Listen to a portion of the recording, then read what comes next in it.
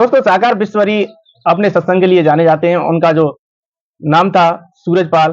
दोस्तों सूरजपाल से साकार बिस्वरी कैसे बने और इतने अनुयायी उन्होंने अपनी बातों से, अपने उपदेशों से कैसे बनाए, इन सभी तथ्यों पर चर्चा करने वाले हैं। दोस्तों सूरजपाल नाम के व्यक्ति का जन्म एटा जिले के बहादुरपुर, ये अब कासगंज जिला में आता है, वैसे पटियाली तहसील कासगंज जिला में आता है।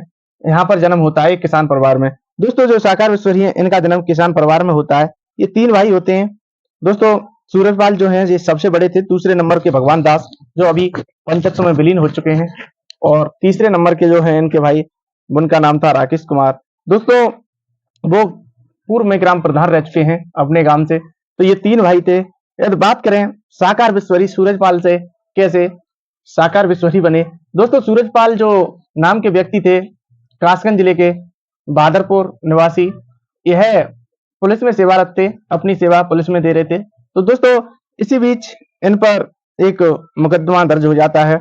वह मुकदमा रेप के और छेड़छाड़ के आरोप में इनके ऊपर दर्ज होता है, और वहां से पुलिस विभाग इन्हें सस्पेंड कर देता है, और यह एटा की जेल काफी दिन तक रहते हैं।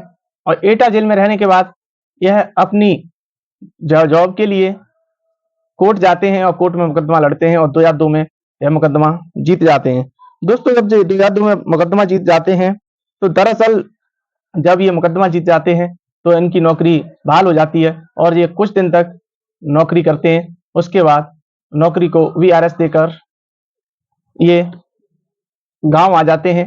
और इनका जो मन था कहीं ना कहीं वहां पर जहां ये नौकरी करते थे आगरा में, वहां पर पुलिस विभाग इनकी जो उपदेश विचार थे उनसे वो भी कहीं ना कहीं संतुष्ट रहता था, और भी उपचार और इनके जो बात करने का लहजा था तो उससे इनसे वो अब बातें करवाते थे और अच्छे विचार सुनते थे।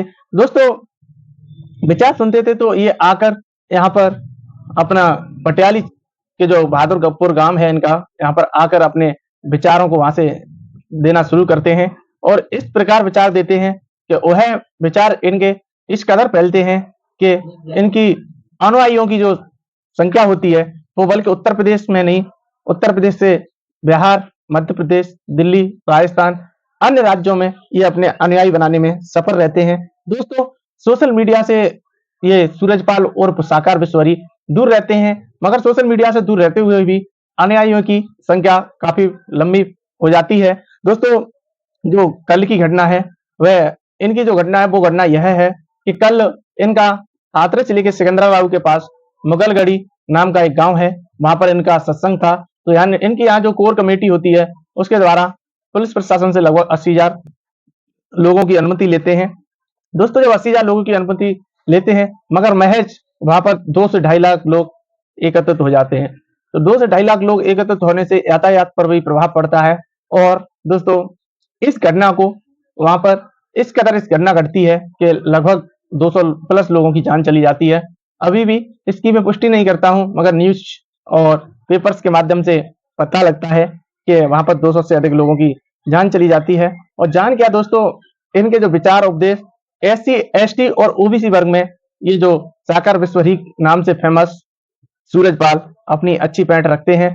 दोस्तों यह व्यक्ति सफेद कपड़ों में और कुर्ता पजामा में, सफेद में ही टाई लगा के सफेद कपड़ों में दिखाई देते हैं, और इनके पास में इनकी पत्नी साथ रहती हैं। पर अपने आपको ये साकार बिस्वरी का शिष्य, साकार बिस्वरी नाम से कहते हैं कि साकार बिस्वरी की संपूर्ण ब्रह्मांड में इनका जो वो है एक नारा है जो इनके अनुयायी बोलते हैं, एक अनुयायी से साकार बिस्वरी की संपूर्ण ब्रह्मांड में सदा सदा के लिए जय जयकार हो। इस नारे के साथ इनके जो अनुयायी हैं दोस्तों, वो इनकी हर तरफ चर्चाएं करते हैं। और चर्चाएं जो दोस्तों कल की जो मुगलगढ़ी नामक स्थान पर जो घटना हुई है वो बेहद दुखद और अफसोसजनक है, क्योंकि वहां पर सैकड़ों लोगों की जान गई, वहां परिवार के परिवार नष्ट हुए हैं। क्योंकि दोस्तों यह सप्ताह के प्रत्येक मंगलवार को इनका जो गांव है बहादुर नगर बहादुरपुर, वहां पर अनेकों अनुयायी एकत्रित होता है, और इनकी जो चर्चा है, इनके उपदेश विचार, इनके जो आदेश का पालन हजारों अनुयायी वहां पर आकर करता है।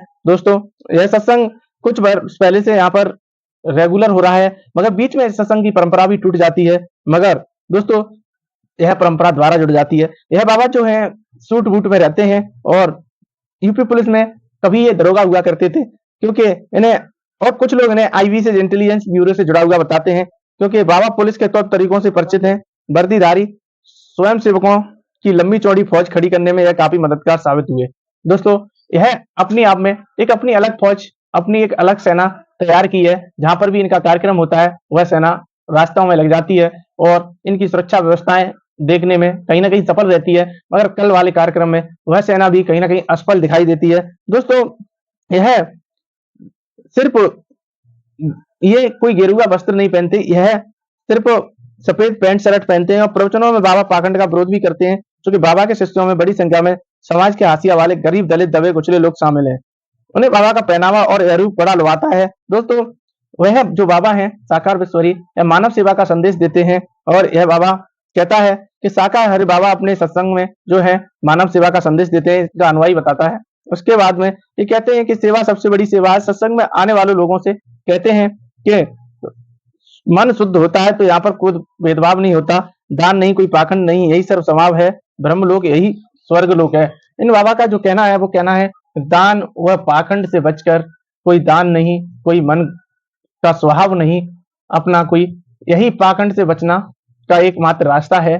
दोस्तों, इन बाबा का कहना है। दोस्तों, ये लगभग 17 साल पहले पुलिस कांस्टेबल की नौकरी को छोड़कर, क्योंकि एक बार नौकरी इनकी पुलिस विभाग द्वारा छोड़वा दी जाती है, दूसरी बार यह मुकदमे के द्वारा बहाल कर लेते हैं और खुद नौकरी छोड़कर 17 साल पहले सूरजपाल से बदलकर साकार हरि बन जाते हैं। अनुयायी इनके जितने भी हैं वो उन्हें भोले बाबा के नाम से, इनकी बहुत अच्छी लोकप्रियता है। लोकप्रियता ऐसी है कि इनके अनुयायियों में ये भोले बाबा के नाम से फेमस हैं। दोस्तों, मैं आपको बता दूं कि ये एटा, मथुरा से यहाँ पर मैनपुरी, कासगंज, इटावा, औरैया, बदायूं, यहाँ पर ही नहीं बल्कि आपको मैं 6 से 7 राज्यों में इनका अच्छा पैठ है। और बाबा के जो श्रद्धालु हैं मंगलवार को विशेष रूप से यहाँ पहुंचते हैं, लेकिन मंगलवार के अलावा भी आम दिनों में उनके आने का सिलसिला जारी रहता है। और भक्तों के बीच में यह आश्रम में लगे नल के पानी से लोग स्नान भी करते हैं और नल का पानी प्रसाद के रूप में बोतलों में भरकर साथ ले जाते हैं। इनके जो अनुयायी हैं वो इनके आश्रम पर आते हैं और आश्रम में लगा हुआ नल का पानी से वो स्नान करते हैं और बोतलों में भरकर ले जाते हैं। दोस्तों, ये जो लोगों का कहना है कि बाबा हो या न हो, आश्रम में बड़ी संख्या में पहुंचते हैं भक्त, क्योंकि पटियाली तहसील क्षेत्र के गांव बहादुर नगर जो इनका गांव है वह पैतृक गांव भी है। भोले बाबा का बहादुर नगर में बड़ा आश्रम बना है। इस आश्रम में पहले सप्ताह के प्रत्येक मंगलवार को सत्संग होता है, लेकिन कुछ वर्ष से यह परंपरा टूटी है। लोगों का कहना है कि बाबा पिछले कई वर्षों से आश्रम नहीं आए हैं। लोग यह भी बताते हैं कि बाबा आश्रम में रहे या न रहे, लेकिन उनके भक्तों का आने का सिलसिला वो लगातार जारी रहता है। दोस्तों, क्योंकि जो इनके भक्त हैं वो कहीं ना कहीं इनके प्रति ऐसी आस्था रखते हैं, इनके प्रति ऐसा लगाव रखते हैं कि बाबा के प्रति उनका ऐसा लगाव है कि बाबा आश्रम आए या ना आए, आश्रम में लगे हुए नल से पानी की बोतल और नहाना उन्हें वहां से जाते हैं। दोस्तों, यदि बात करें इनके जीवन के बारे में तो दोस्तों 1997 के बाद से शुरू, भोले बाबा की आध्यात्मिक यात्रा 1997 से शुरू होती है और यह 1997 से शुरू होकर ये इतनी तेजी से वायरल होते हैं कि अपनी परेशानी, भोले बाबा के सत्संग में लोग अपनी परेशानियां लेकर पहुंचते हैं और बाबा द्वारा अपने हाथों से स्पर्श करके बीमारियां दूर करने का दावा करते हैं और सत्संग से चमत्कार के मोह में उनके अनुयायियों का कारवा बढ़ता चला गया।